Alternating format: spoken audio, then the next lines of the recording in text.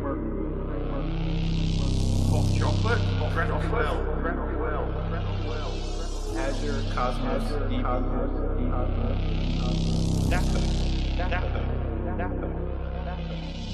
Entity framework, power tools. Technology suite. Countdown commencing. T-minus 2 minutes.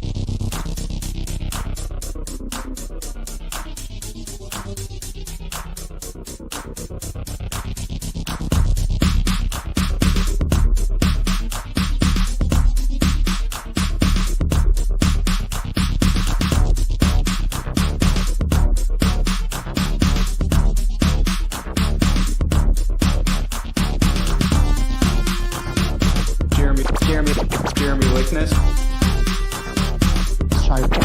Shay Rojansky. Grace Lanson. Arthur Vickers.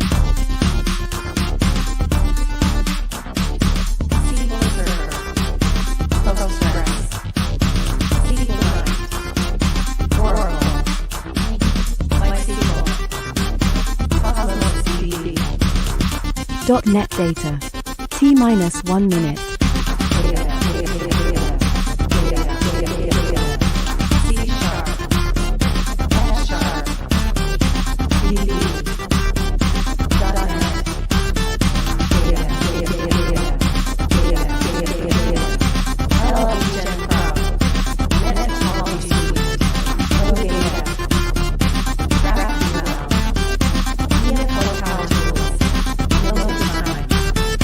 Thirty seconds.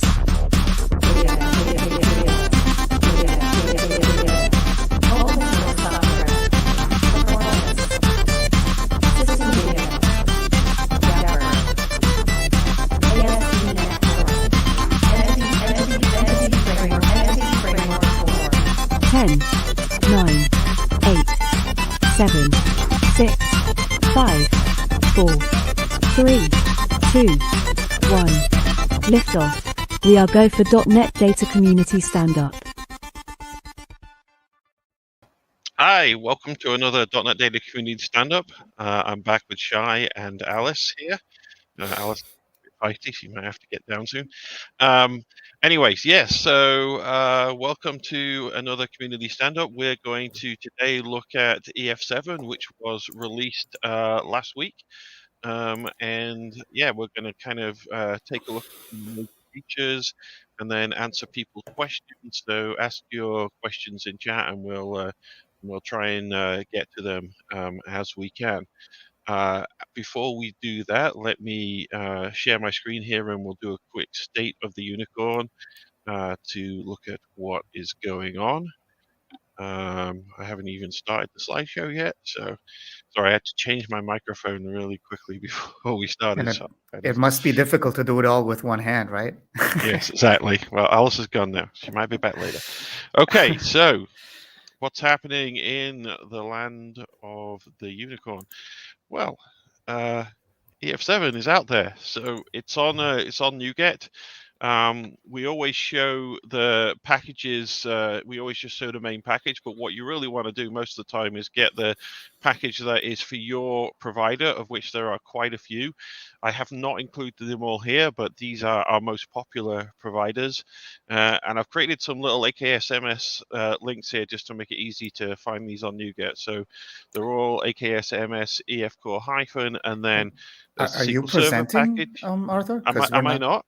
Oh, I think no, you're it's not. not showing. I think you, yeah. Now, okay. I'm seeing it coming on. Here we go. Yes. It's professional as usual. Okay. Yes, so like I was saying, and everybody was seeing, these are some AKS-MS links for the provider packages. So if you want to use SQL Server, pull in this package, it will bring in all the dependencies it needs. And we have SQLite, Cosmos, and then there's a couple of community packages, the PostgreSQL that Shay is responsible for. All of these four already are on 7.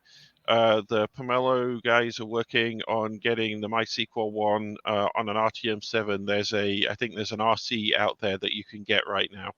And then, of course, there are other packages, like I said, our Oracle released something today, and there's other things out there. So look for your database of choice. But these are certainly the most popular. So okay, so what else? Yes, so runnable samples. We have a what's new document with runnable samples that we're going to actually look at as we go through some of the new features in EF7 today. So we'll come back to that. There's an AKMS link for that as well. And then, in case you missed it, it was .NET Conf last week, and I want to call out 3 talks. First, there's the one that Shay and I did, which was taking an EF6 application, classic, and updating it to EF Core 7, EF7. And we showed the perf improvements to that. So if you haven't seen that, go check it out. We'll probably look at some of that code a little bit later as well when we look at some of the perf improvements, and we'll show some of that code again. Then Eric EJ, our good friend Eric EJ, had a presentation on using T4 templates for doing reverse engineering scaffolding from an existing database. So go look at that. That was a really nice talk. And then another one that I watched that I really liked was the .NET at Stack Overflow talk, where there was a conversation about them upgrading to .NET 6, and also some comments about basically upgrading their EF Core versions and how that wasn't very difficult. And even so, for those who don't know, Stack Overflow uses a combination of EF Core and Dapper for data access, but there's some comments in that presentation about EF Core being basically fast enough that they can consider using it instead of Dapper in a lot of places now, which is really nice to hear. Although, of course, we love Dapper, and it's a small, lightweight thing. Micro OMN, if you want to use that, keep using it. No need to switch, but also no real need to use it most of the time for performance anymore. Okay, so I don't know if there were any questions yet, or we should just go straight on and look at some stuff. I'm handling them as you go. You're handling them. All right then. So let me stop sharing this screen and start sharing the other screen. I've lost everything. Here we go. Present, share screen, and this one. Okay. Okay, so what we've got here is the what's new documentation for EF Core 7. This is a long document, 109 minutes to read it all by their estimation. Definitely don't expect people to go through and read everything in detail. There's a table of contents that on the side here which goes through some of the main features. But we're going to kind of start with this as a starting point, and then I'm going to bring up the actual sample code, which is shown in this document, which is available on GitHub. So in each of the samples, so let's start with Json columns. There's a link for the code. So here it says the code here comes from Json columns sample CS. Let me show you that in the GitHub repo that I've already got downloaded, and let me go into a mode where you can see all this. Okay, so you look if we look in our Explorer here, you can see we've got this project samples, miscellaneous, and then under miscellaneous there's what's new in EF Core 7. And inside what's new in EF Core 7, there's a bunch of these samples and a program that by default runs them all. But typically what I do when I'm working with the samples is I comment out everything except the one that I'm actually interested in. If you just run it, it'll run them all. Comment out everything except the one you're interested in. So we're going to look at Json column samples, and then that's where this code is. And you'll see some things in here that are a bit annoying, where there's these regions, and that's because this is how the code actually is shown in the document. So rather than it just being copy pasted, it's actually pulled automatically out of the document by having these regions. So that's why those are there. Okay, so let's talk about JSON column mapping. Okay, so why would you want to do JSON column mapping? Well, let's take an example. So in this example, we've got some contact details and address. Now, we can map those in various ways with EF Core. So for example, we can say, okay, an author has contact details, and let's just store those in line in the author table. And if you map it as an own type, that's what it'll do by default. An own type basically means this whole thing becomes an aggregate, and the default for an aggregate for everything is stored inside the root, and so it maps it to the same table. So what you'll end up with if you create a database based on them, so mapping this to a database, is a table here, an authors table, where it has these column names that are basically hierarchically named based on the nested objects. So we have contact, address, street, city, postcode, so on. So we've got one table with everything, and that's not a bad way of mapping things. It has a lot of advantages in terms of just being able to easily index on columns, easily query into them. It falls down when you want to have a collection of things inside the aggregate, because you can't really map a collection in a natural way to a single column in the database.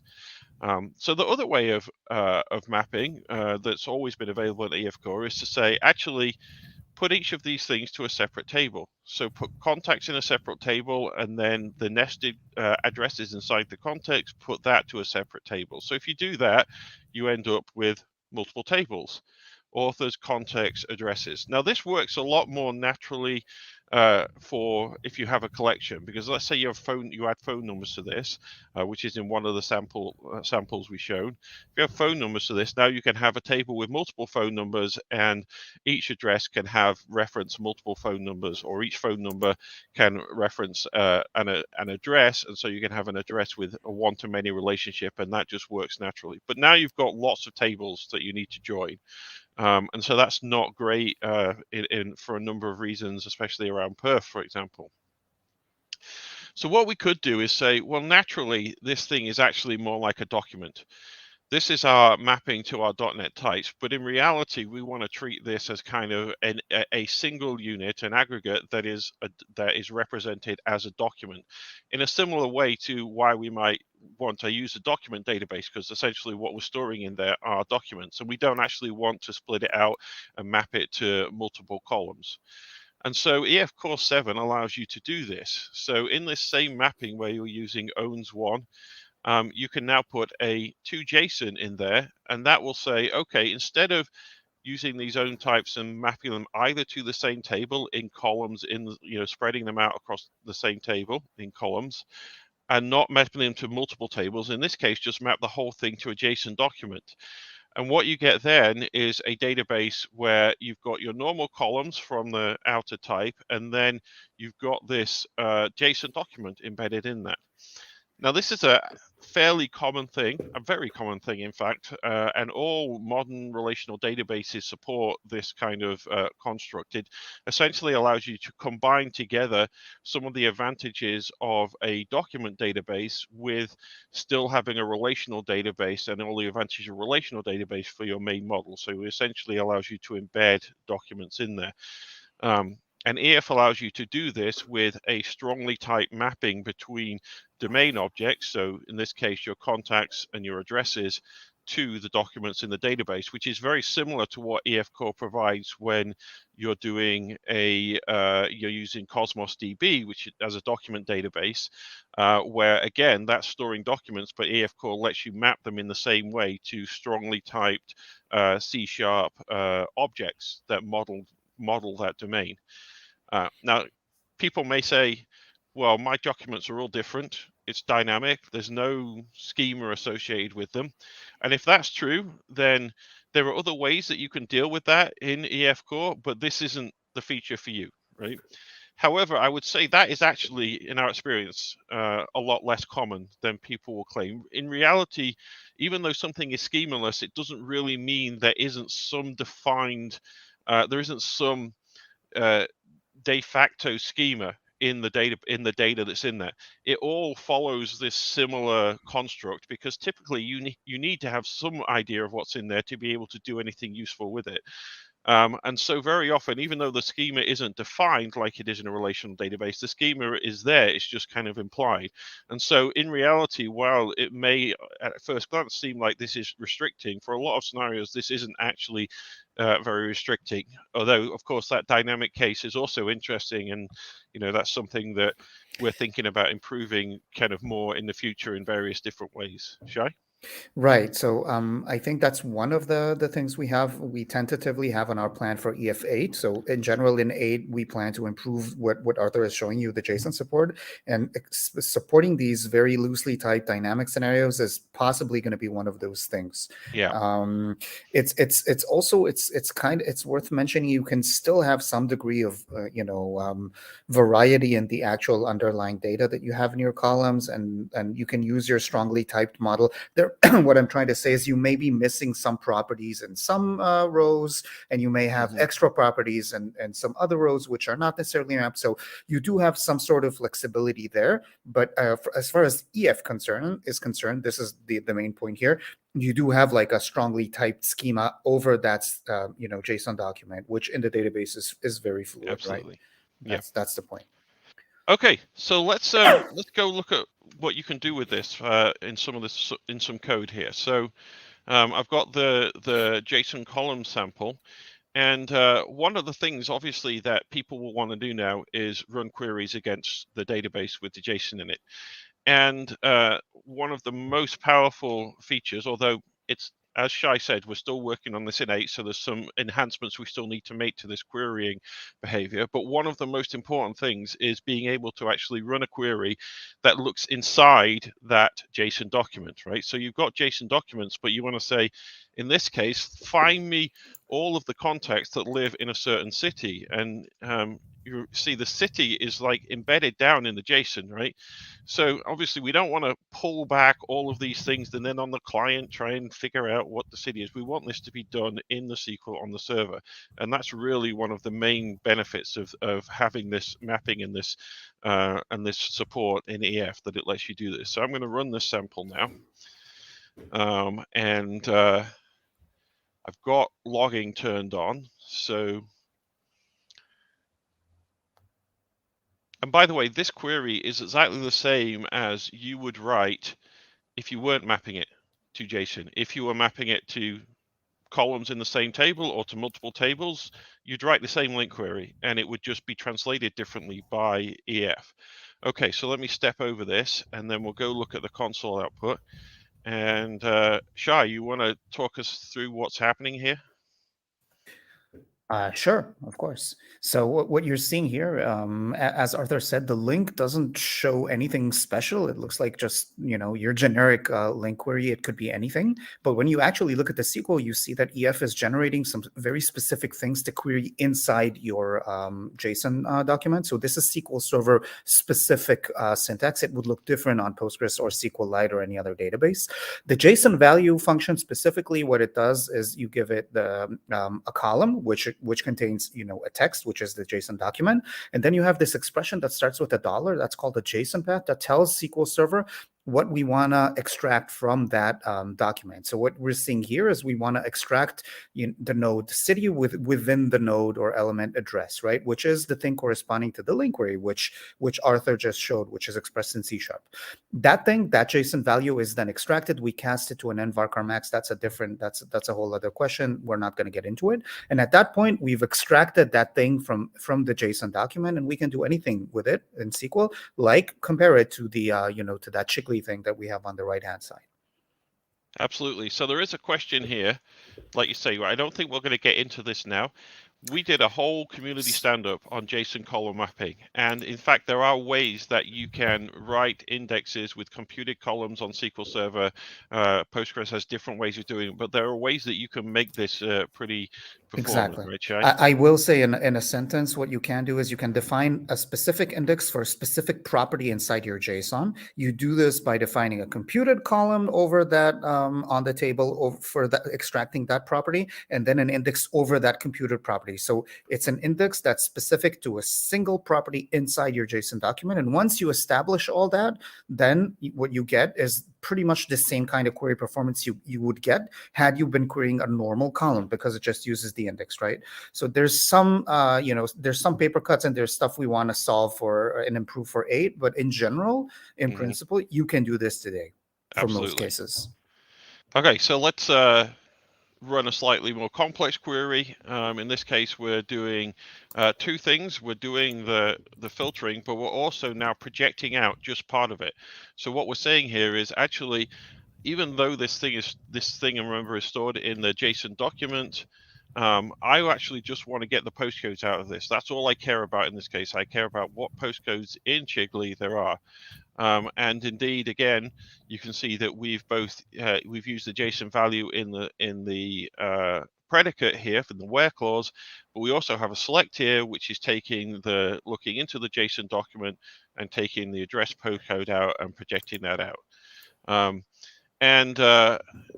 So these queries can get pretty complex. So here's one where I don't even remember all the things that this does now, but it's basically doing a whole bunch of stuff that on the server results in some concatenation of things together and projecting that out. Okay, so that's querying with JSON. The other thing you can do, and remember, we're going through this pretty fast, but we have there's all of this documentation, and we have a full community stand-up that we did on JSON columns where we go into this in more detail. But let's look at some updates. I'm going to keep running the sample to here. And in this case, what we're doing is we're saying, okay, I'm going to get a single post where the name is from Jeremy, and I'm going to just put a new contact in there. So I'm going to update the entire document, and I'm going to call save changes. And as you might expect, what we're doing is we're sending a full JSON document over, and we're updating it. So nothing particularly out of the ordinary there. Where it gets more interesting is, let's say in this case, we're finding Bryce's post, and in this case, we're not updating the entire contact information, we're just updating the address. So we're putting a new address in it. And if we look at the query that gets generated for that, you can see that what it's actually done is it's done this JSON modify thing in the SQL. And what that says is rather than EF core has detected that the only thing that's changed in here is the address and not the entire thing. And so it sent a sub document, basically. I don't know what that's called in JSON. It's basically just sent this part of the full JSON document, the address part, and then done a JSON modify to change the address only. And we can keep going on that and drill even deeper. So in this case, go to my post. And in this case, instead of not the entire address, just changing the country, because I moved to the UK. So actually, I think it was in UK and I wanted to change it to United Kingdom or something like that. Anyway, so if we do that, all that we send there is United Kingdom, and then we modify just inside the JSON document just to change the country to United Kingdom. So it's a very kind of targeted update. And in general, what we do is we find the smallest sub document which contains all of the changes you've made, and we send an update to that. Now there could be various other approaches to that. This is what we've settled on for now. Always good to hear feedback. Okay, so this is that's JSON documents. That's mapping to JSON columns. So I don't know if there's any questions we want to talk about, or we just move on to the next thing. I think we can move on. Okay, so for the next thing, I think we should do bulk updates next, right? Yeah, let's do that. Yep. Okay, Absolutely. so it's in. So we have execute, update, and execute, delete, otherwise known as bulk updates, in here, and we've got some examples. What I'm actually going to do though is bring up the code that we showed in the .NET Conf presentation, because that's got some great examples that we can quickly show again. So if you've already seen that, bear with us. Although I do have a couple of things that weren't in that presentation to show you as well. Okay, so let me open another project from here. Blog management API. I think that's the right one. Okay, so this is the code that's up on GitHub, by the way, so you can download this, and this has all of the different steps. You know, when we did it on the conference talk, I was modifying it as we went, as you do. But in this case, we've got all of the different steps that we did broken out. And so we started off with this .NET Framework application using EF6, and we went through making some of these changes here to save changes perf, which we'll come back and talk to a little bit later. And we ended up where we wanted to go and add bulk updates. So what are bulk updates? Okay, well, let's start off by looking at delete posts. The reason we kind of still call them bulk updates because that's the name that people know.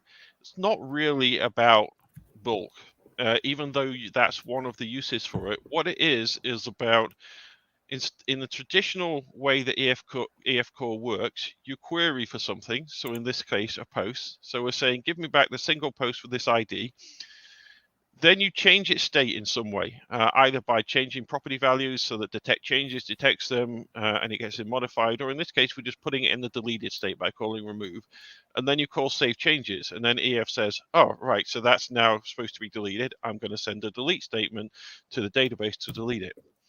So instead of doing that, and I guess I could actually do it in line here since it's really easy, bulk updates, or in this case deletes, use this new method called execute delete, or execute delete async.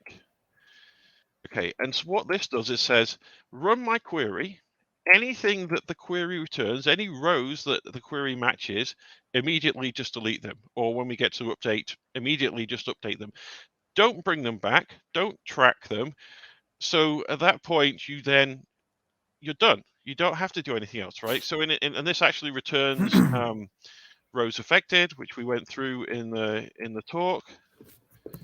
And so you can actually use that to see whether it actually did anything, and you can say no, it didn't do anything, so return not found. Otherwise, no need to do that, no need to do that. You're done, because this is immediately doing on the database what you did. And the major advantage of this really is it's a single database round trip, right, Shay? Exactly. It's not just a single. So instead of loading something from the database and saving it, we have a single round trip. That's one thing. We also have minimized the actual network traffic. So it's not just about the number of round trips. We've also saved having to transfer the entity data, the database row. In the first place, there's no need for us to transfer it at all, right? All we're doing is sending a delete statement. Yes. And we've also cut out, we've not involved all of EF's chain tracking machinery and update pipeline machinery. So these are components with some overhead as well. So from pure perf perspective, we've cut out a huge amount of processing both inside EF core and on the network, and we've done the most minimal perf efficient thing that we can. Right, and we've also made the code like exactly. much shorter, more compact. Exactly. I mean, look at this; it's lovely, right? Exactly.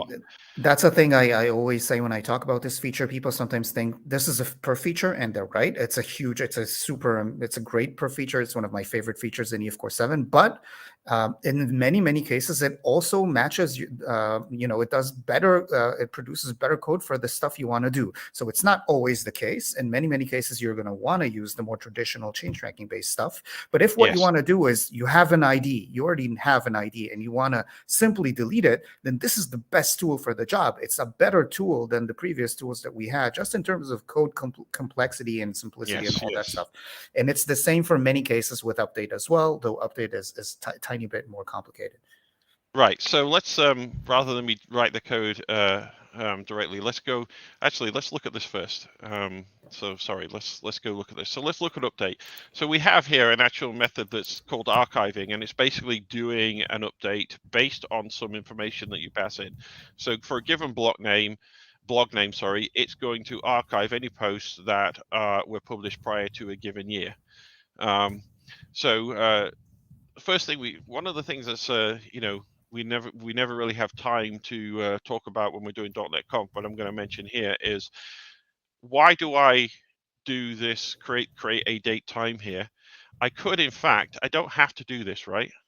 I could, in fact, say in published on, I could say published on dot year is less than prior to year. So what's happening there? Things are slowing down. Okay, and EF Core would translate this, and we did this, and I posted the SQL for this, and people were like, that doesn't hit an index. That's going to move the index, because what this. I wish I could run this easily. Maybe I can. Maybe because I can just do it in Swagger, right? So let me try running this, and we'll see what happens. Going to tell me that's not used, but that's okay.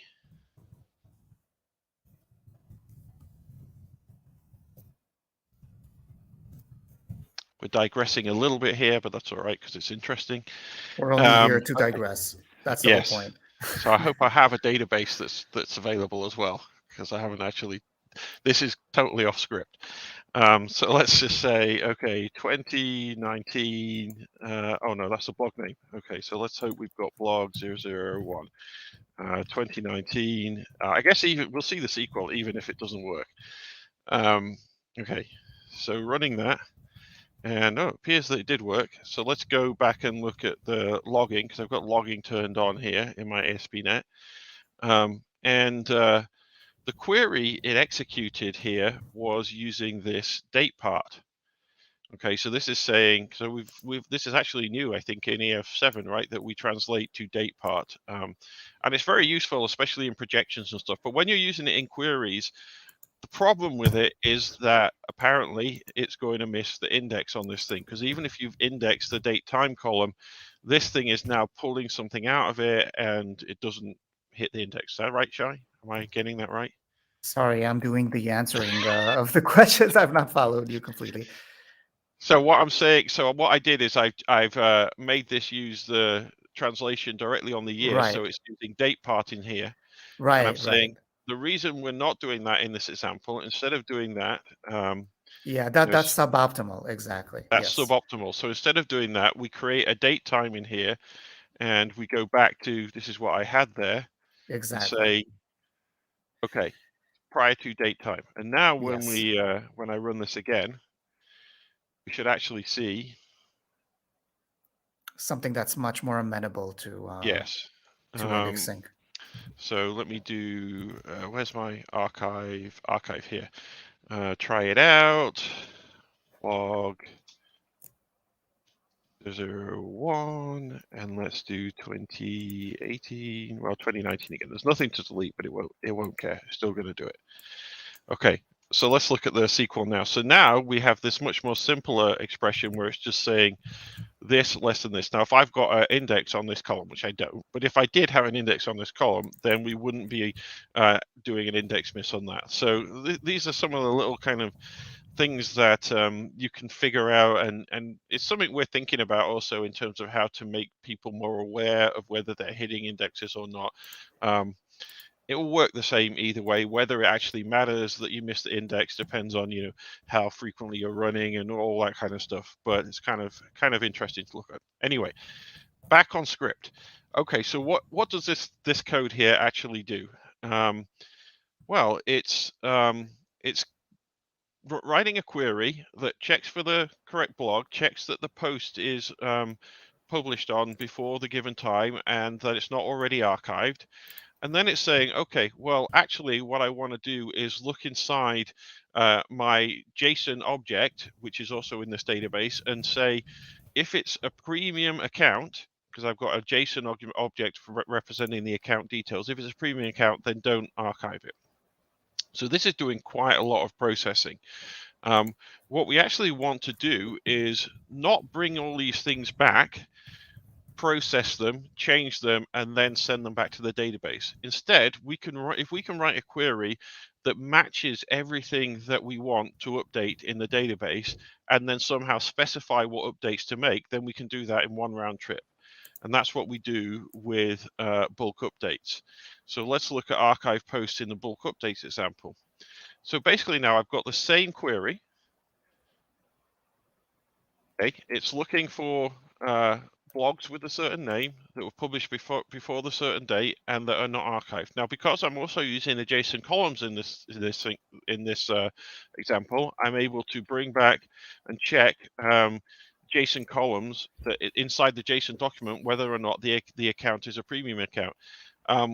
I think Maurici's fixed this today, right? Where you can't do = false in this. Yes, yeah, even approve the pull Yes. request just before this. So exactly. we kind of didn't really talk about that when we were doing the .NET conf, but we had a bug where this wouldn't compile, so I just kind of did this and nobody called it out, so I guess we got away with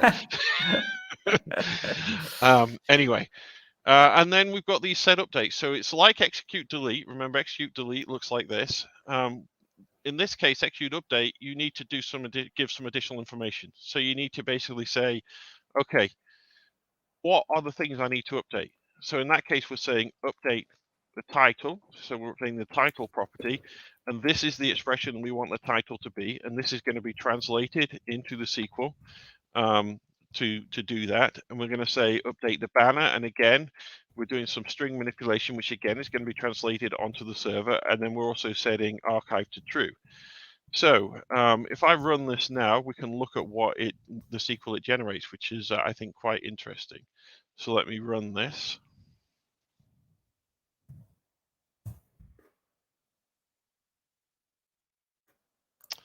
And should bring up our Swagger, and then we do archive, and then we try it out, and we'll do blog 01 2019.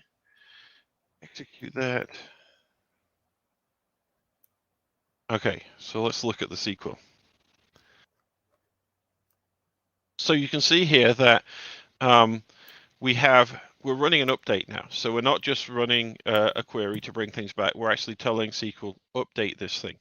We're checking all of the predicates. So down here in the where clause, we're checking all the predicates. So we're doing a JSON value into the JSON argument to check that it's not premium.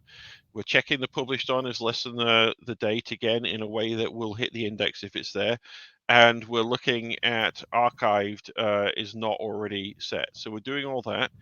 We're also, because this is actually using the blogs and accounts tables, EF Core has automatically done the appropriate joins to bring those things in so that they can be used in the predicate. And then these set clauses up here, these have been translated from the C# that we wrote in the set to create expressions in the SQL Server that will basically, and you see we're using date part here again. So this is date part translation to pull out the published on date and put it in parentheses and update the columns. So this is going to run a single command that will find all of the rows that match our predicates and update them to be the correct values in, again, a single database round trip. That is, in essence, bulk updates and bulk deletes. I want to come back again to something Shay talked about a little bit, which is it's not always appropriate to do a bulk update or a bulk delete. In this case, we have a very well-defined function that we're trying to do. We're saying we know we want to archive posts and we want to set we've got a couple of predicates that we can base our query on, and we've got well-defined updates to known columns here. Now, if instead what you have is somebody who's edited a graph of entities and they've changed certain properties but not other properties, and you now want to just go and update the things that they've changed. You could try and do that. I mean, it would be possible to do that with execute update, but you'd have to figure out what to write there. You'd either have to always update everything, and send multiple updates potentially for all of the different parts of the graph. So if they're editing, the blog and the post and the comments and the tags, you might have to write multiple commands, but you might not need all of those depending on what's changed. If they've only changed certain parts of the post content, for example, but they haven't changed other parts of it and they haven't changed the blog name, you would need to either always update everything or try and figure that out again. And so in that case, instead of doing all that, do save changes, like track it, have EF figure out the changes and automatically send an update for the things that have changed. So it's not like now that we have these execute update and execute delete, you should go and change your code to do this for everything. But there are places where it makes a lot of sense to do this. So it makes a lot of sense to do it in these simple cases as well. So there's some simple cases where you know what you're doing. That like your API has said to you, delete this post with this ID. There's no ambiguity there about what to do, right? So just go do it. You don't need to use tracking for that. We can also do a similar thing for update. Now, there's lots of different ways to do updates. You can requery the database. You can send lots of information back and forth between the client about what should be updated and what shouldn't be updated. Let me go back to this one. So a very common way in an ASP.NET application, for example, to do an update is similar to delete. So we query for it. We set the values from the one that was passed in to update anything, and we call save changes. So this can also be done with a bulk update. It's not as simple as the delete case, but this is still now only going to do one database round trip, which is generally more performant. On the other hand, even if they didn't change the title or the content or published on, for example, it's going to send a database update for these things, because in the case here where we're using EF change tracking, we've queried for it. And when this thing sets the values, EF is going to detect which ones have changed and only send the update for the things that have changed. In this case, we don't have that information. Now, we could have sent that information from the client and then done a much more targeted update. But in this case, we don't have that information come from the client either. So this is still faster, I think, in this case, as the perf numbers that we've shown indicate. But it's not as clear cut as in the delete case that this is always the better approach to do here. Okay. Two words from me, if possible, just on this subject, Yes. super quickly. So first, there's been about 3 versions of this question, which is a very important and understandable question. What happens if we're already tracking something in EF Core in the change tracking? Question. Right, very important question. Exactly. So if we're if we're doing things in the standard, traditional EF way, we've loaded some entities into the database, and then we fire off some execute update or delete to the database. What happens there, right? So the answer is very simple. We debated this quite a lot. This is one of the big questions that we had when designing this feature, and the answer is that these new APIs don't interact with change tracking in any way at all. What they do immediately when you call execute update or delete, they send the appropriate thing to the database. It doesn't get queued for save changes like most other things that you do with EF Core. Usually when you do stuff with EF Core, you do add, remove all the updates. You have to then do save changes. So these new methods are instantaneous. That's why we call them execute, by the way. That is supposed to indicate that. It just fires off these things into the database, and the database is immediately changed. There is no attempt on on the EF side to keep those entities that are already tracked in sync with the change, because doing that is, in a word, not feasible. It's a very complicated problem. It's not possible. So if you do something, you say like update all the rows in the database which have this, and that. Replicating that exact behavior in memory and in the change tracker is something that we basically can never do reliably in all cases, and things would kind of get out of whack between the database situation in any case and so on. So you should really think about this as an alternative way, which in general you should not mix. So you should either do this or that. Of course, you can mix these two modes together. It's not a problem as long as you fully understand what's going on and you don't have any false ideas of EF updating stuff. Well, look, but sorry, let go me ahead. clarify. Not mix in a single unit of work. Yeah, Right, exactly. so you can certainly mix them in an application. Like an Absolutely. application can create a context instance and do a save changes, and Absolutely. it could create another context instance for another unit of work and do a bulk update on it. And that's thank you for making that clear. That's there's another comment here by somebody who said, "Oh, great! I now have to rewrite my whole application because of this."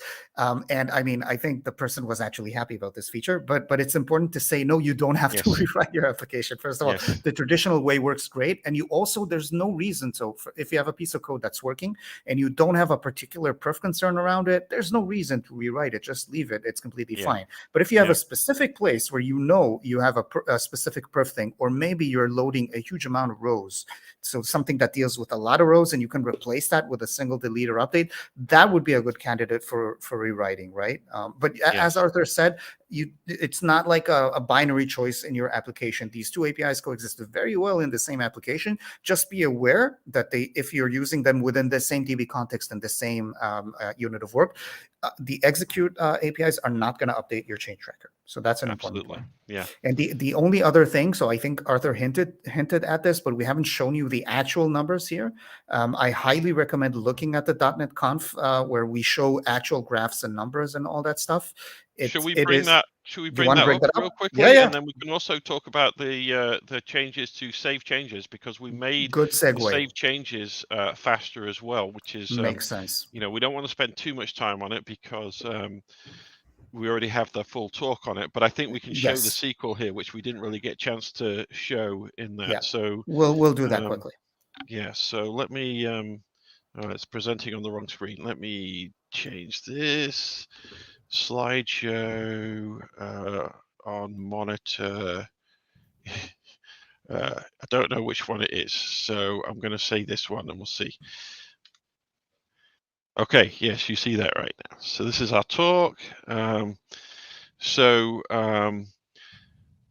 This let's see, we want to go to the .NET 7. So these are the things we want to show you. So we had when we went from .NET 7 to EF Core 6, we had massive change in perf, and that was just from going to EF Core 6 because the EF Core 6 does batching. So if you're saving 1,000 entities, it's going to send them in the back. So that's not new in 7.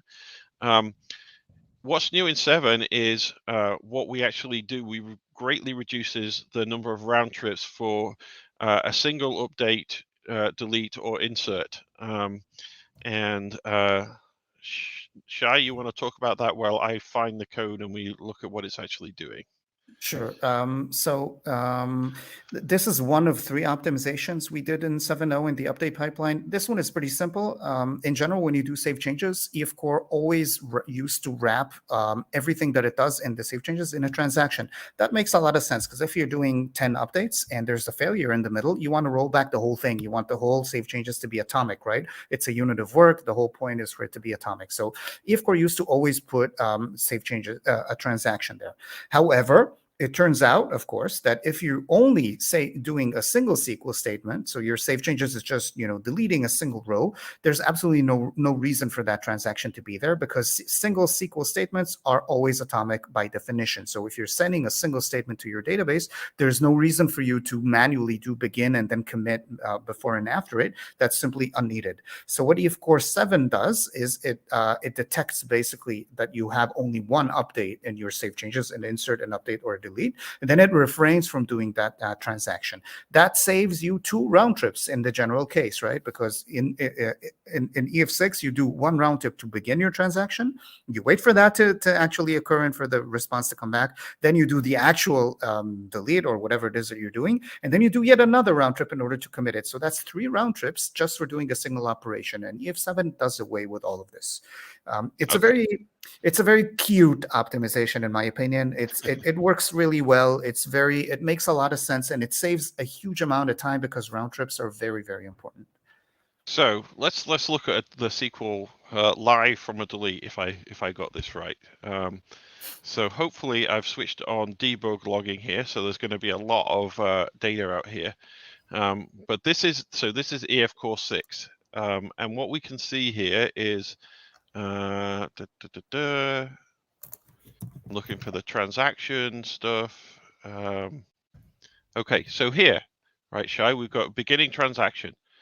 Correct. So this is where we begin a trans. So that's sending thing to the database. That's sending a command to the database, right? So that's one of our round trips right there. And then we do the delete here, which is also an info. There's also 2 commands because we've got the before and after there. So it's not sending 2 deletes here. This is just the logging.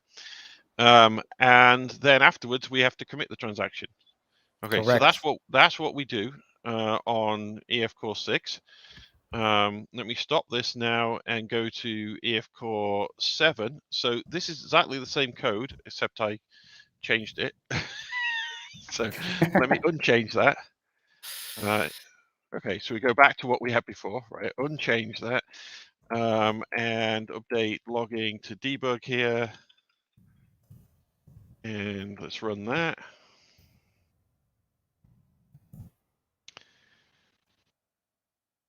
Okay, and in this case, let me try it out and let me delete 8. Okay, so we look now at the debug output.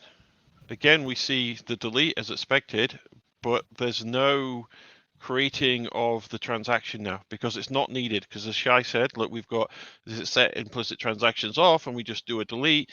This is really confusing, by the way.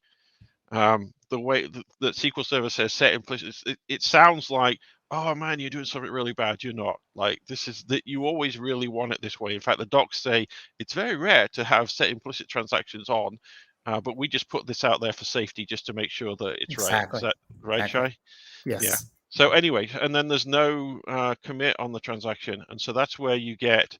That's how you manage to get these performance increases here for, and it was similar thing for deletes and updates, and then we won't go into it, but insert for multiple entities also does some better SQL, and so yeah, so you get these great numbers. So going from EF6 on .NET Framework to .NET 7 with EF Core, in these gain columns here, this is exactly the same code basically. So you're not changing your code. You're just getting this for using EF. Now, we looked at bulk and, honestly, these numbers can be as high. I mean, I wrote an example where it's 1,000 times faster with bulk because it really depends how much data you're bringing back and all of that kind of stuff, right?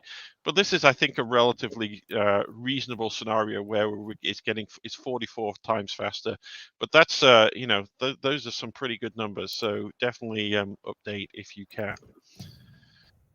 Okay, what should we talk about now? I mean, there's 2 other optimizations in the perf, but I'm not sure. I mean, we have other stuff to discuss maybe, so I'll just say them as titles. So Okay. the insertion, bulk insertion, and you know what? Let me yes, You don't talk wanna? about them, and I'll bring up the code in the what's new because we show what's happening there. Okay, though let's not Yeah. let's not spend too much time because there's other cool Yes. stuff as well. So one other optimization is when you're doing inserts in SQL Server, we used to use a temporary table for various reasons. I'm not going to go into all of that. So EF Core 7 does away with this and does some fancy trickery behind the scene to produce basically better SQL for insertion. I'm going to say it that way, especially for bulk insertion.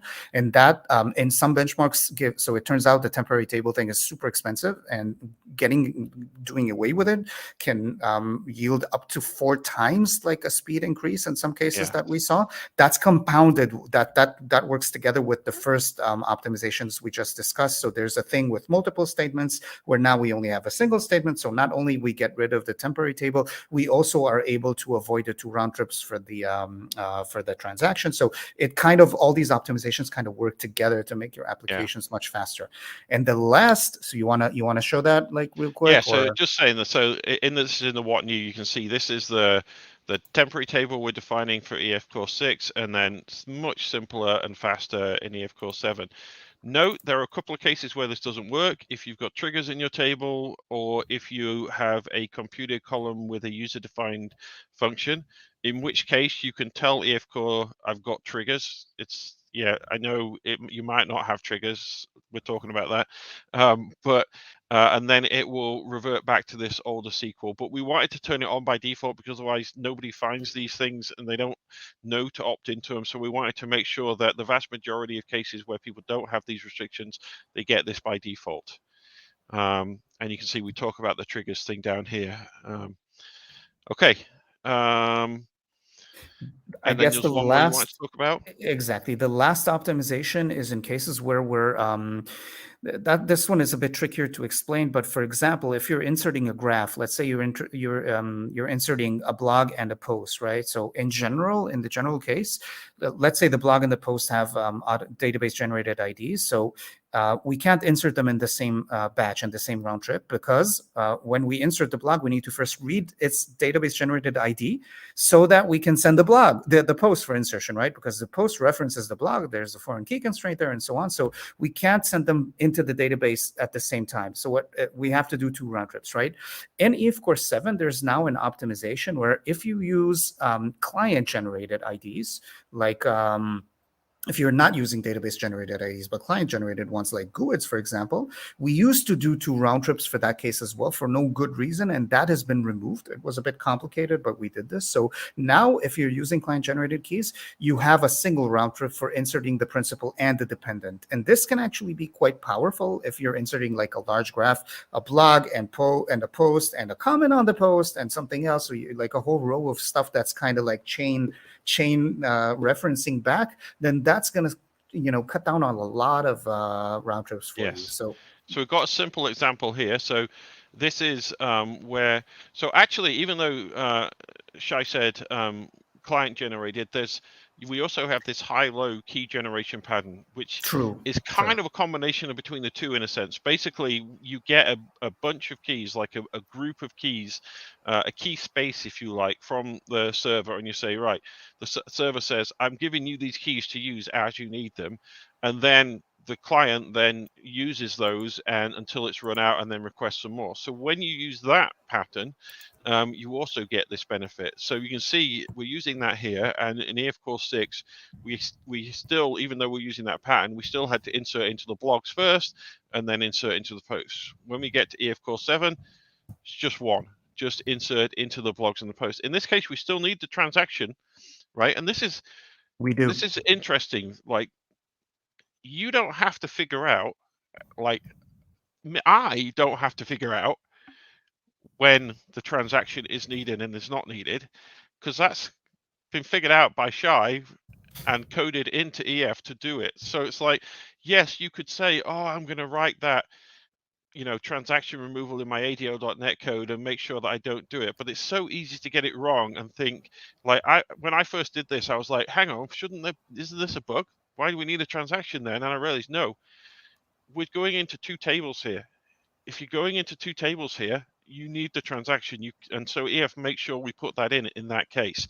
But it's still faster, right? Because I've still reduced a round trip here, which is very significant. I've done 1 insert instead of doing the multiple here, and not to mention that I've got rid of a bunch of this complicated SQL and simplified it down in a bunch of places too. So all good.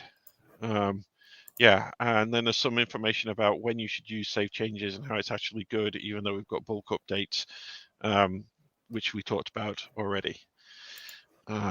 Okay, so that's I guess we can look at TPC, unless anybody has suggested they really want to see anything else. I haven't seen anything.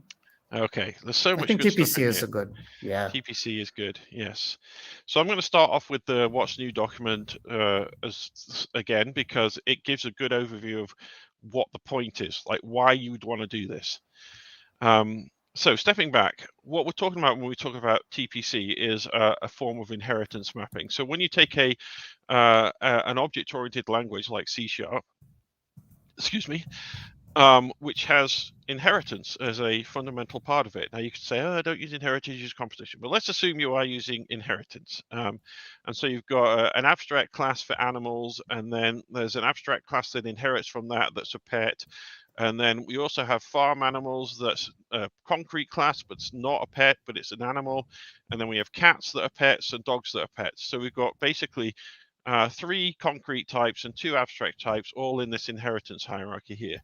Oh, I've got humans. I forgot we put humans. We're all animals, you know. Ooh, controversial. Anyway, sorry.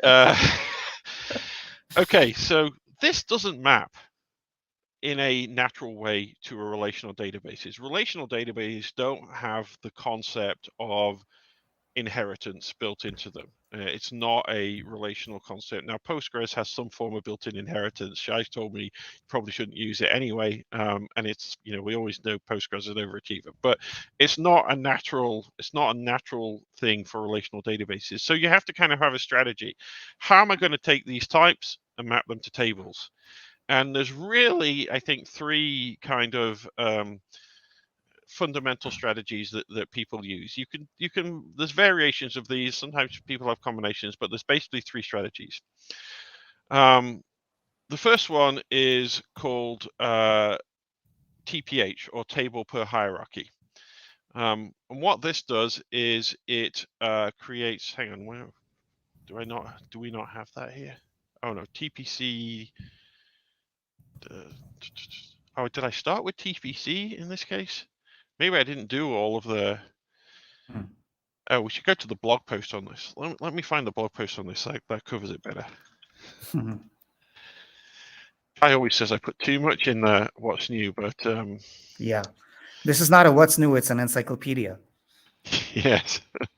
But U5 TPC. It says Jeremy, but I really wrote it. Okay, so we've basically got this same hierarchy. Okay, so the TPH strategy: put everything in a single table. It's simple. It's generally fast. It works well. It's the default. If you don't want to care and you're not doing anything excessive, this is a great strategy to use. It seems maybe not so great when people first look at it because they see certain things about it, such as I've got columns for things even if my row will never have values for that. So, for example, if I have a farm animal, it doesn't have a name. It will never have a name because that's not in the farm animal class. Only pets have names. Don't tell that to the farm animals.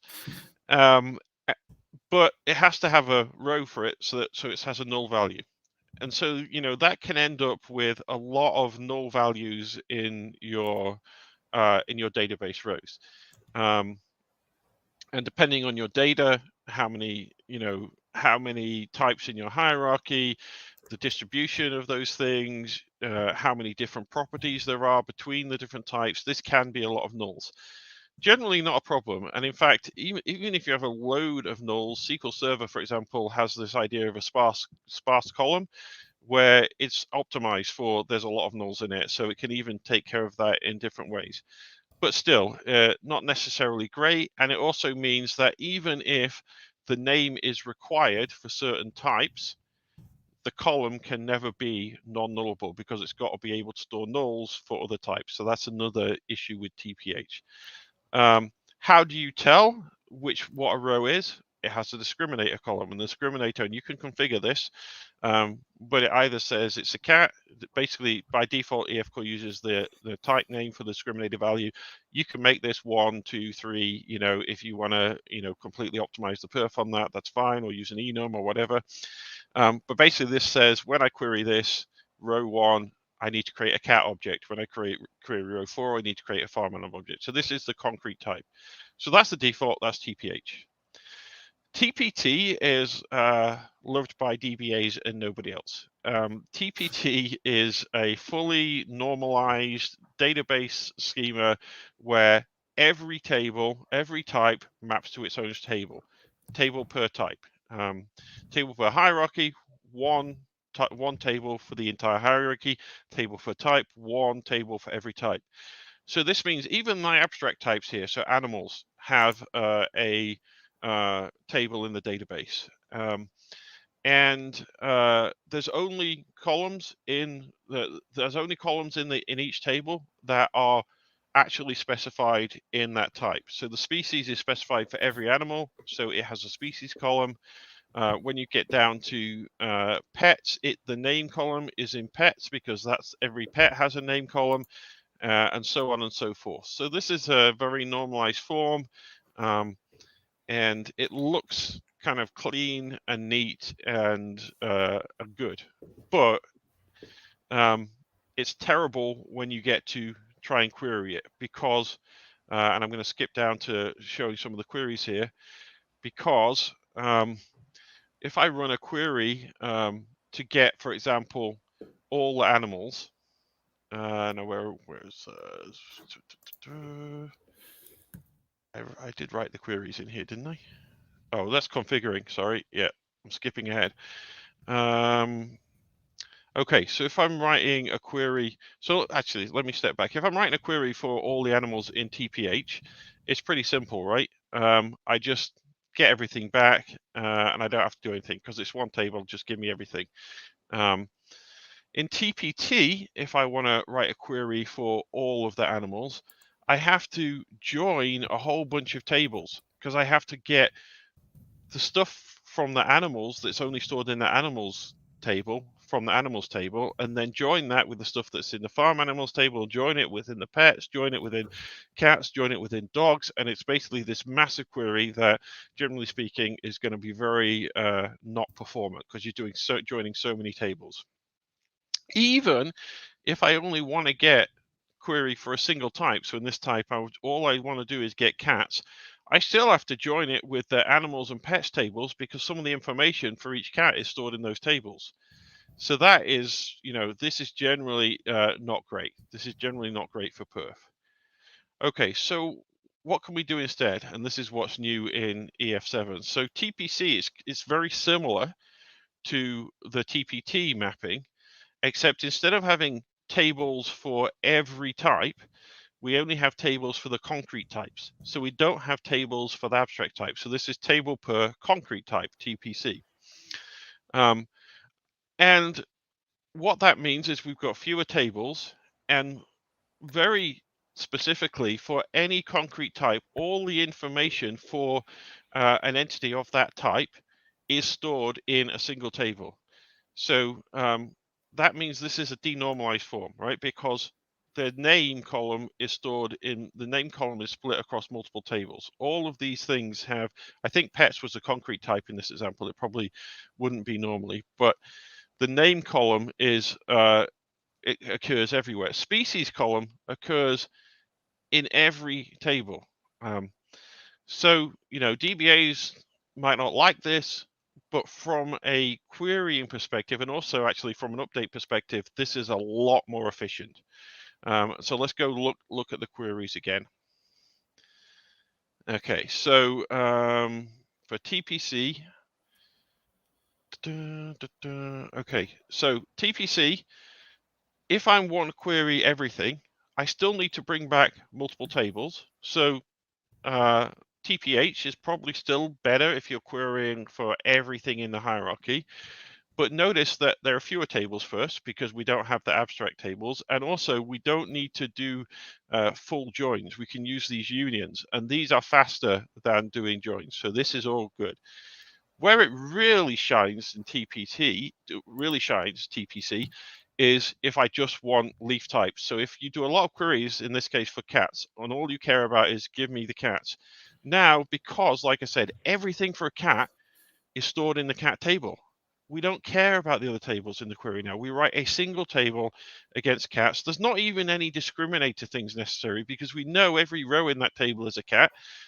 So all we need to do is write the simplest query possible. Just give me back the cats and their properties. So that's where TPC really shines. So in a nutshell, TPH is usually the thing that you should use for your inheritance. However, if you've got lots of cases where you're going to have lots of nulls, or there's a whole load of places where you query, for example, for only a single type, only a single concrete type, those kind of cases you might want to consider using TPC because it's a good, fast mapping. Don't ever use TPT unless you've got a database that's already in that form. Like, don't do a greenfield project. And if your DBA says it's got to be TPT, find somebody with the authority to fire the DBA and get a new one, because you really don't want to use TPT. Yeah, we're very politically incorrect on this community stand-up, if you haven't noticed. One more thought that came to me. Another maybe reason to use TPC over TPH is it's a natural form of partitioning, right? Or Yes. sharding, if you will, right? So sometimes what you want to do is you want to shard your data because you don't want all the data to be in a specific table. There's various perf-related and other reasons for doing that. So doing TPC is a weird, if you squint, you think about it like in a weird way. It's a natural form of partitioning, where instead of having a partition key or a sharding key or something like that, you're using different tables in order to shard your data, which is kind of a cool idea, I think. So I think Yes. there are some good, decent scenarios for using TPC, and in some of our benchmarks between TPH and TPC, things weren't completely conclusive. It's also very database dependent, but Yes. if you don't want to do a PhD on it and make a very complicated decision-making process, I would definitely advise defaulting to TPH, which is what Arthur just said. Absolutely. So let's I try to figure out the best way to show this. Let's go back to the what's new documentation. How do I tell EF to use TPT or TPH? It's actually very simple. We have these new methods in EF7. Use TPH mapping strategy, use TPT mapping strategy, or use TPC mapping strategy. You call this on the root type. So in this case, in my model, I'm doing entity of animal, and then you call this method to do this. Now, we added all three of these for symmetry and consistency in the API. If you don't do anything and you've got inherit types mapped in inheritance hierarchy, we'll use TPH by default. That's always been the default. Note that unlike in classic EF6, you do have to map derived type explicitly. We don't go through and try to discover derived types and automatically bring them in. That had various problems, so we don't do that.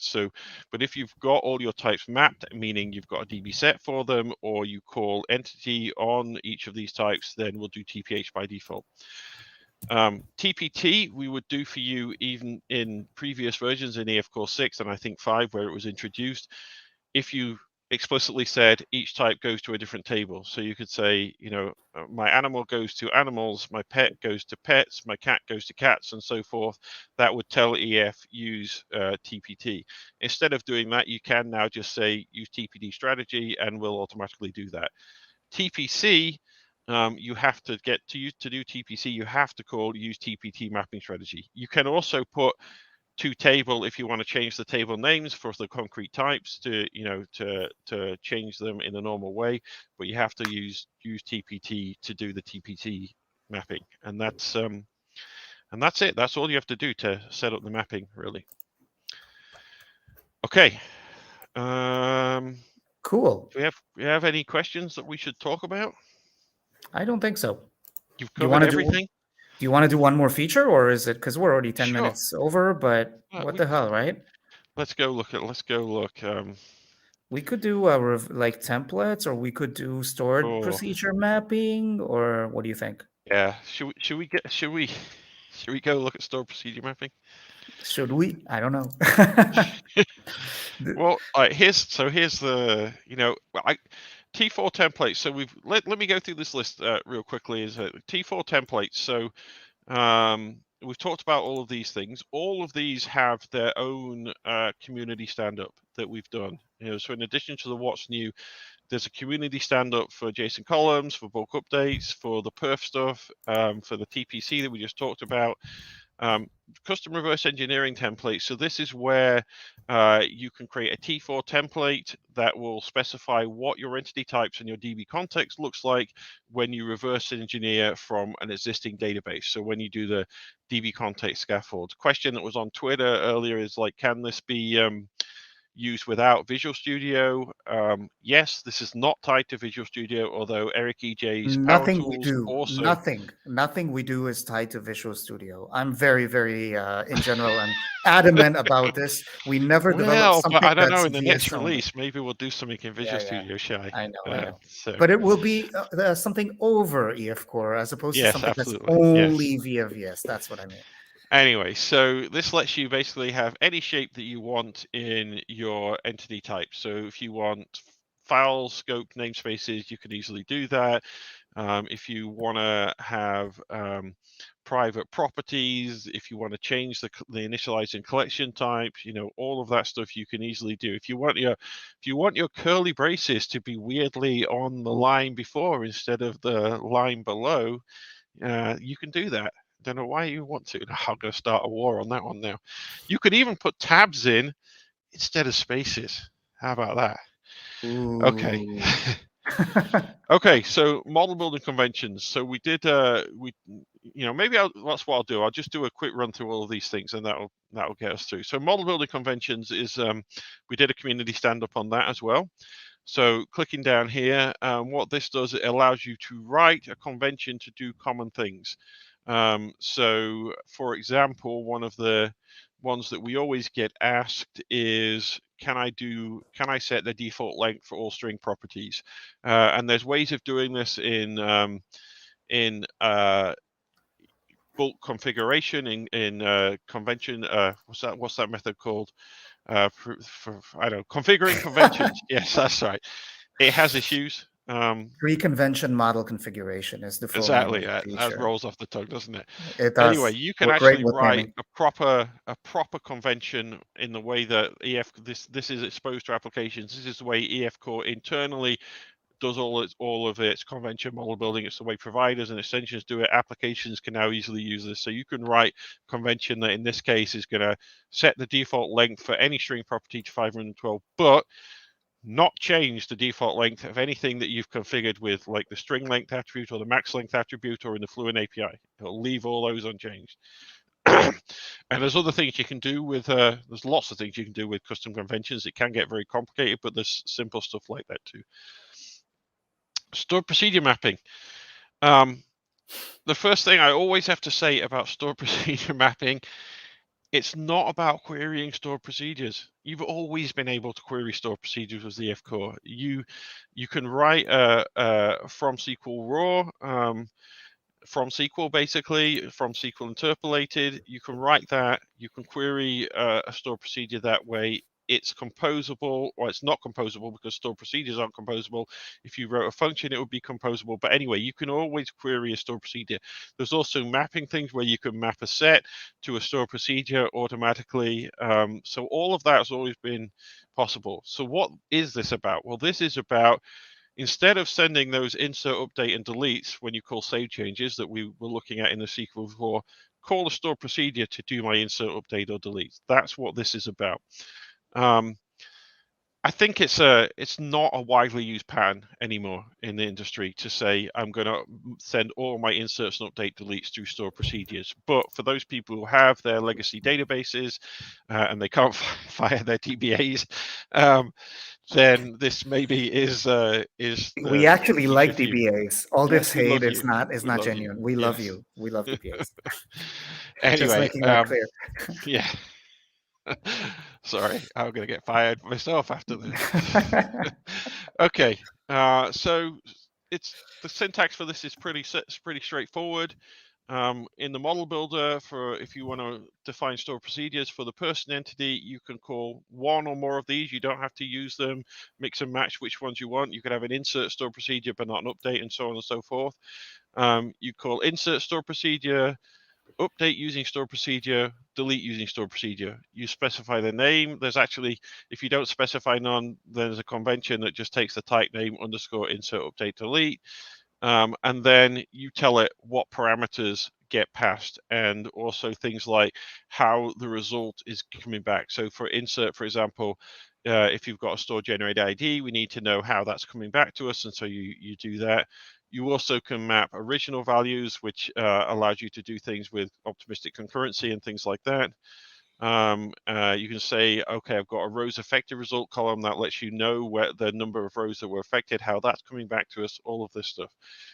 So that's basically it. This, you run this, and then when you actually execute the SQL, I don't know if I even put it in here. I don't think I did. Oh yeah, parameters, returning values. So this all details how you can handle optimistic concurrency with store procedures, No SQL. inheritance, and then join tables. Wow, I forgot I wrote all this. Okay, so that's store procedure mapping.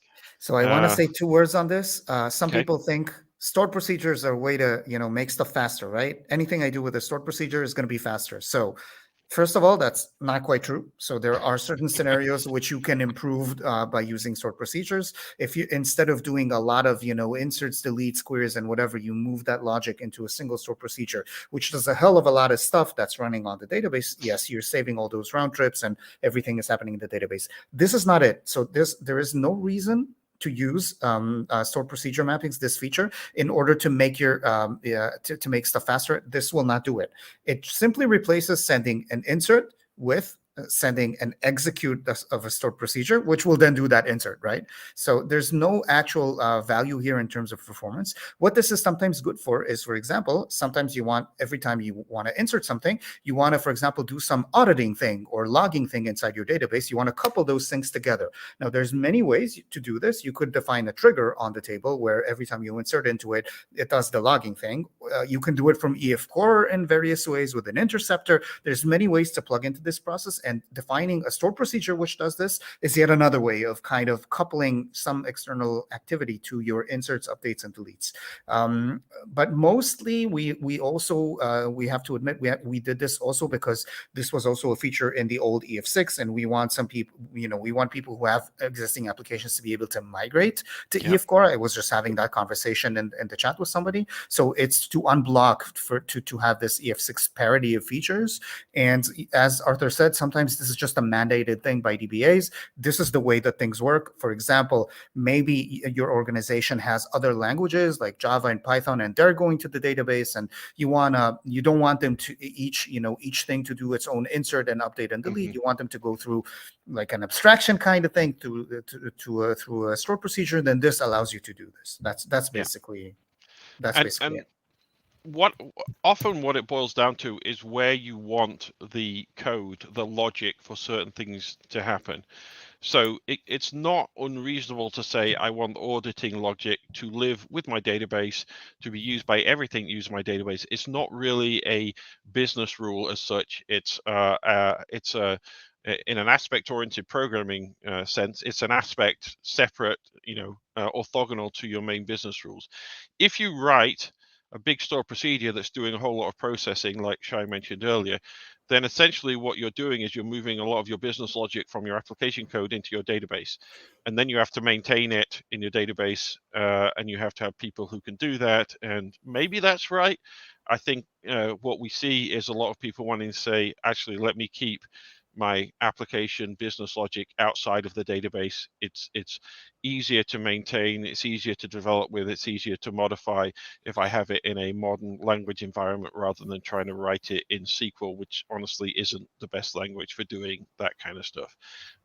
But your mileage may vary, and everybody has reasons to do these things. So okay, interceptors and events. So yeah, EF Core has interceptors which act a little bit like events, except they also let you change or prevent change what EF Core is going to do internally or prevent it. So for example, you could say, you could intercept executing a command and say, actually, don't execute that command, execute a different command, or don't execute any command, return some cached value.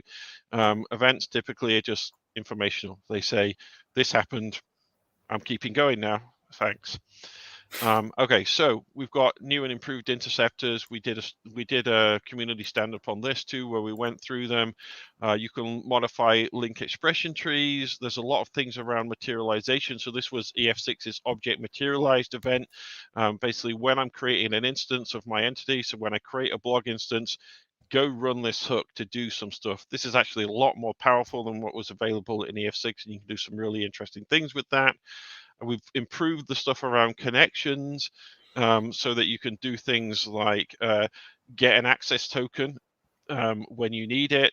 As Shay always frequently says, make sure you don't do that every time you open a connection because you're going to kill your perf.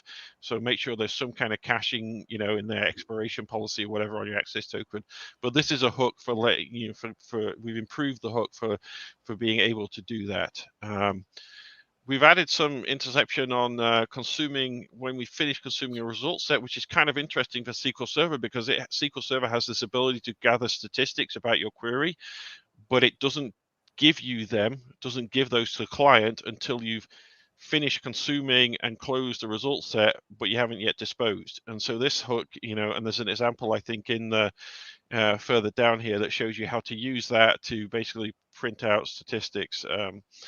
And then some other stuff. We've got some more just normal events for detecting changes. We had events for when an entity had been tracked, but this is now an event for when the entity is about to be tracked, which can be useful. So lots of examples in here. Link expression tree interception. Don't do it unless you really have to. It's very complicated, and this is probably wrong. Even the example I have probably doesn't handle all cases, but it's there if you really, want to give it a try. Connection string. There's a lot of examples. Oh, this is the one logging SQL query statistics. So I'm doing the statistics on. And then I write an interceptor, and then I send it. I've got some logging interception here so that I can write this info message logger, which tells me about the scans, the reads, physical stuff, all of the stuff about my query sent to logging. That's kind of cool. Okay, query examples, enhancements. I'm going to go through these really fast. So we allow you to do group by as a final operator, group join as a final operator, group by entity type. So the semantics of this are not 100% clear, so make sure you understand what that is doing before you do it. We optimize subqueries so they don't reference ungroup columns from the outer queries. We allow you to do read-only collections in contains. We have a lot of new translations for aggregate functions. There's a community stand-up on that, including user-defined aggregate functions and provider-defined aggregate functions, spatial aggregate functions, for example. There's translation for string index of now. You can translate get type, which sounds silly, but actually isn't, because if you use of type or as or any of those things, that will give you anything that's the type or any of its derived types in the hierarchy. If you want to specifically say, I only want posts and not, for example, featured posts or something like that, the way to do that is to use get type, which is kind of ugly in a sense that, you'd think there'd be a better way to do this in Link, but this is what's there. I mean, it's so C we now sharp, translate right? it. It's C That's how sharp. you would do it in C sharp. So yeah. Yeah, but I would say it's kind of ugly in C sharp as well. That the way you do it is get the type and compare it, right? Shouldn't there be a language feature to that? We should suggest Maybe, it as well. yeah. It's probably they've probably said no multiple times. Hmm. We have support for @time zone that lets you translate or change the time zone of a date on the server. I believe that's what it does. No, this is about translating time zone conversions inside your queries for people who need that kind of thing. Right. You can now do filtered include on hidden navigations.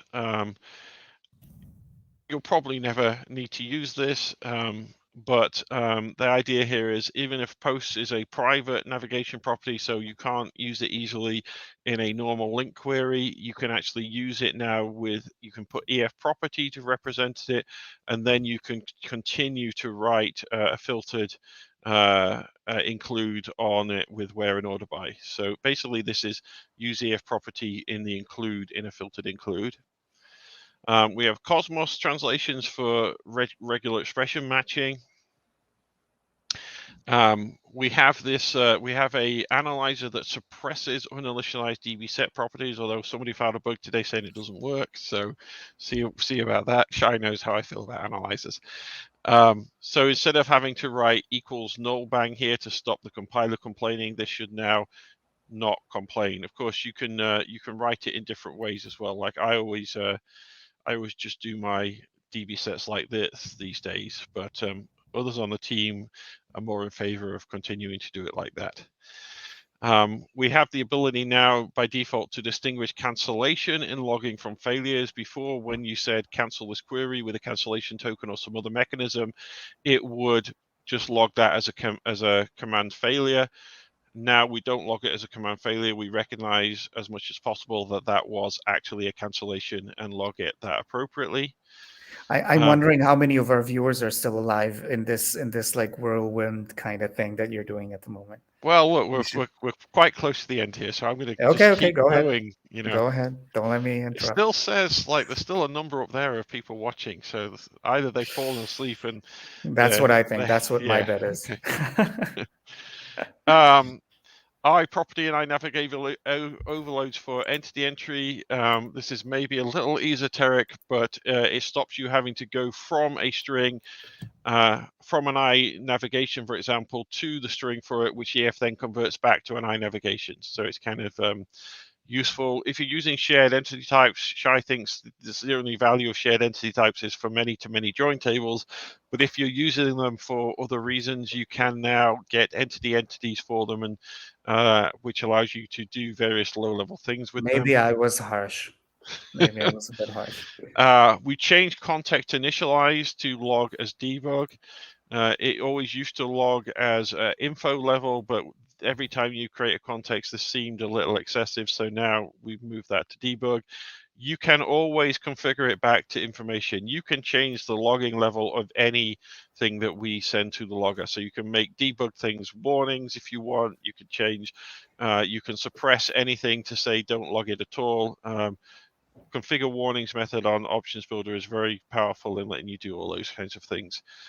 We have internally this graph iterator that iterates over the graph of entities that we use for like adding and attaching ranges of entities. It's now publicly usable. It wasn't before without using internal codes, so you can use that. Indexes in model building can be ascending or descending. You can define an ascending index or a descending index, and also indexes can be named so that you can put multiple indexes, one descending and one ascending, on the same collection of columns, for example. We have a mapping attribute to composite keys, something, again, that people have been asking for a long time. So you couldn't, if you had a composite key, you weren't able to put key attribute on both of these because it didn't specify the order, and the order is important. You can now use primary key and in a similar way to the index attribute, put it on the type and specify all of the columns in there. And you can use it for single keys too, but then it's equivalent to just using key on the property. We have a mapping attribute for delete behavior. So instead of using influent A, you can set the delete behavior on a navigation property.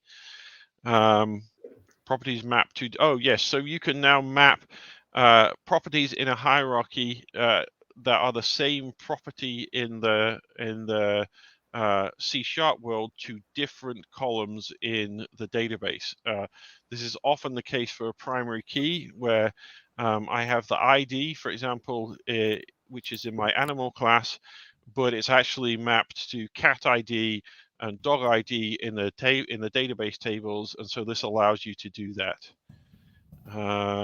And you can have unidirectional many-to-many relationships, another thing that people are asking for. So I can now have has many with many and not have a navigation on both sides. So unidirectional means that you can only go from posts to tags. You can't go from tags back to posts. There's no navigation there, and we now support this. We have entity splitting that lets you take a bunch of entities and say, okay, even though these are separate entities, I use them together, and so am I getting this right? Then no, hang on, entities. We always get confused between entity splitting and table splitting. No, so I've got a bunch of entities, and these would normally map to different tables. But if I use them all together, maybe I just want a single customer table, right? And that has all of that information in there. So entity splitting lets you take that and map them all to a single table.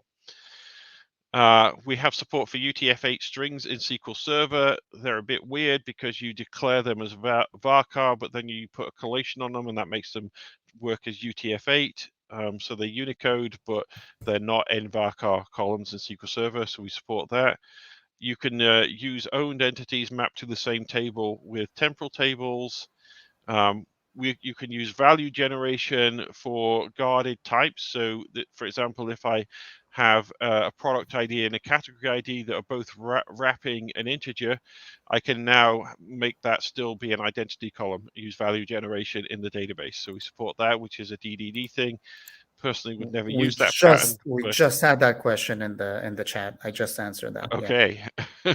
Again, I also don't recommend this, but if you want it, it works. Yes. We could have a whole session where we alienate loads of people by talking about DDD, couldn't we? Anyway, I think DDD has a lot of good qualities, by the way, and a lot of bad implementations. I will say that. Sequence-based key generation. So we've had high-low for a while, and we have identity columns, but we now actually let you easily say use sequence. And we will then create for you a sequence in the database and use that in the default constraint on your table to get the next value generated for a sequence.